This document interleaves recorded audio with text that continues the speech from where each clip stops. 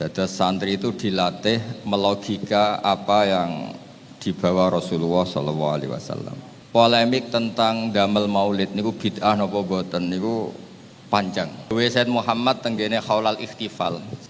Maulid niku ibaratun anil farah bi maulidi Rasulillah sallallahu alaihi wasallam. Dadi sing diarani maulid niku ekspresi seneng go wonten kelahirane Rasulullah sallallahu alaihi wasallam. Maka la yutasawwaru min muslimin tu'alu limadza tafrahuna bin nabi sallallahu alaihi wasallam. Jadi enggak tergambar seorang muslim kok takok kena apa sih kowe seneng nak nabi lahir. Ora wong Islam aneh. Lahirnya nabi itu kan menyelamatkan kita minal zulumat ilan nur, menyelamatkan kita minal kufri ilal iman. Semua kebaikan itu dimulai saking maulidi Rasulullah sallallahu alaihi wasallam. Seneng kok ora oleh. Karena anggar maulid nggih kudu seneng. Imam Bukhari itu nyeritakan dialoge Heraklius kalian Abi Sufyan. Pas niku Abi Sufyan tesih kafir. Siapa di antara kalian yang tahu persis tentang Muhammad? Abi Sufyan tesih kafir maju. Saya ini akrabuhum nasaban. Terus di antara diskusi ini wonten sing ngeten. Kaifa nasabuhu fikum? Nasabnya gimana? Jawab Abi Sufyan huwa fina du nasabin. Dari keluarga yang nasab. Terus pengaruhnya gimana? Orang-orang duafa yang ikut. Terus di hari sekian pertanyaan yang unik itu dua, yang saya catat itu dua. Hal kana min abaihi min malikin, apa bapak-bapaknya babanya ada yang raja? Tidak. Hal qala qablahu ahadun min abai, apa cara dialog dia, dakwahnya dia, tema yang diangkat itu apa pernah dikumandangkan mbah-mbahnya? Oh tidak. Terus Heraklius tanya, yang diangkat terus itu tema apa? Ya tema la ta'budu illallaha wa la tusyriku bi syai'an, terus seterusnya. Kata Heraklius, saya ini pembaca Taurat, pembaca Injil. Memang Nabi akhir zaman mau keluar. Nah, andaikan Anda menjawab bapak-bapaknya seorang raja, maka Muhammad bikin gerakan itu tak anggap rajulun yatlubu mulka abi. Seorang yang mencari identitas karena ingin mengembalikan kerajaan bapak-bapaknya yang hilang. Dan Anda saya tanya apa tema itu pernah diangkat oleh mbah-mbahnya, tema pidatonya Muhammad. Tentu masih nyebut Muhammad. Oh tidak. Andaikan kamu jawab iya, maka akan saya komentari rajulun yaktasi biqaulin qila qablah. Itu hanya lelaki yang niru-niru apa-apa yang pernah diucapkan oleh mbah-mbahnya. Jadi tidak orisinil. Apa Nabi Muhammad jadi nabi itu orisinil, tidak pernah ada yang mengajarkan. Dari diskusi itu terus kata Heraklius, ingka nama taqulu haqqan fasayamliku maudhi'a qadamaya haten.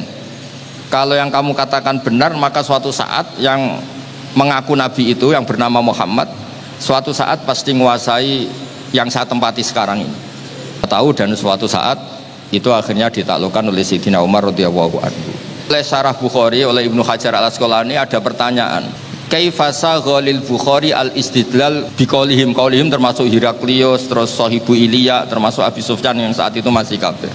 Terus jawabnya Ibnu Hajar al-Asqalani, karena Imam Bukhari ingin memaklumatkan bahwa al-isyarat biwujudi Rasulillah Muhammad SAW tujaat min kulli tariqin, bahwa isyarat akan lahirnya atau datangnya seorang Rasulullah Muhammad SAW tujaat min kulli tariq, datang dari semua sisi, semua model. Rahibu Bukhaira Nastura ngakui min insien wa jinniin, bahkan beliau ngendikan wa min muhikin wa mubetilin, orang yang iman yang ngakui, yang mubetil sekalipun juga ngakui. Jika orang-orang Mekah zaman itu nyebut Nabi juga Al-Amin, orang yang bisa dipercaya.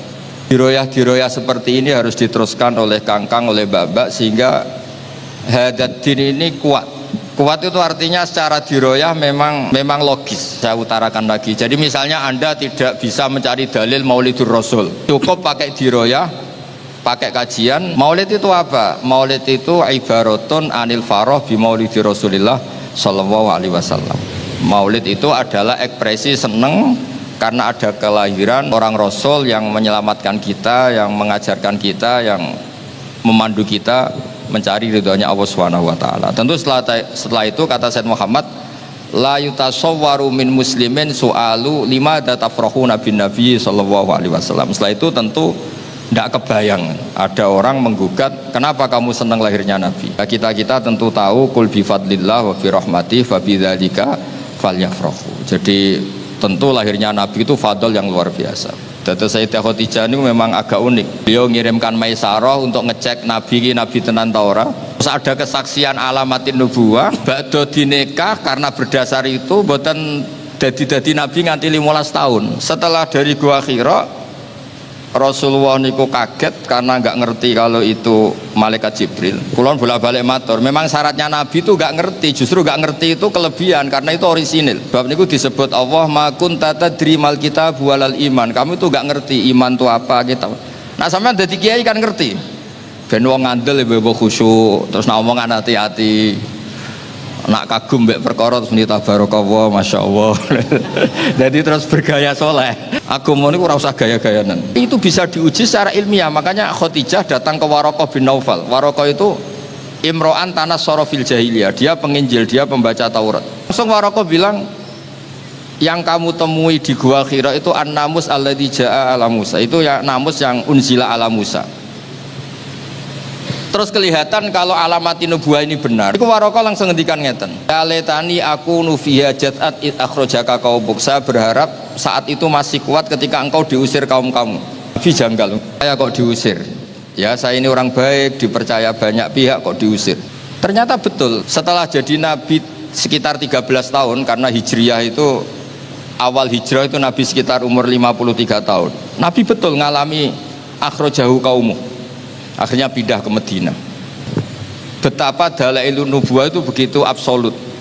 Dari perilaku sosial Nabi absolut, dari data-data samawi absolut, dari sistem komunikasi diplomatik juga absolut.